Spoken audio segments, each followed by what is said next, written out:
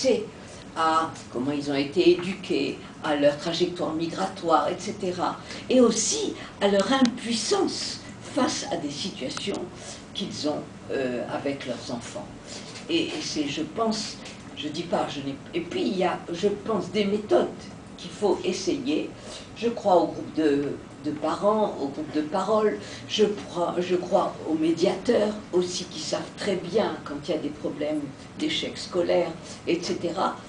Je crois donc à des services sociaux, le service social de groupe, travail social en réseau, parce que il y a un chercheur québécois qui a beaucoup travaillé sur les réseaux dans lesquels s'insèrent les migrants, des réseaux au sein.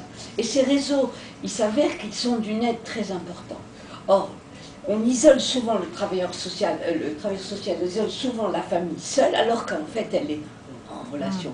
Il faut travailler avec des réseaux, il faut accepter aussi ce qu'on ne fait pas toujours, que viennent des voisins parler à la place de la famille, mais on considère que non, le secret professionnel est là amputé, notre code de déontologie.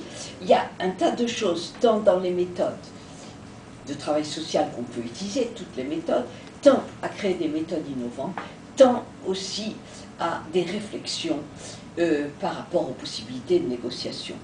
J'ai eu la chance une fois de revoir des formés, des stagiaires, enfin des professionnels, après 6 mois, et j'ai vu que, bon, certains avaient très bien intégré, et que certains acceptaient l'implication. Cette notion d'implication, j'y tiens. Je pense qu'une mère, et j'ai cité des chocs culturels dans mon livre, où on voit que une assistante sociale qui voit des enfants à moitié nus, avec la morve, etc., et qui n'ose rien dire. Et si elle avait dit, mais madame, moi j'ai mes enfants, enfin, elle aurait trouvé une voie pour parler avec la mère, mais exprimer ce qu'elle ressentait.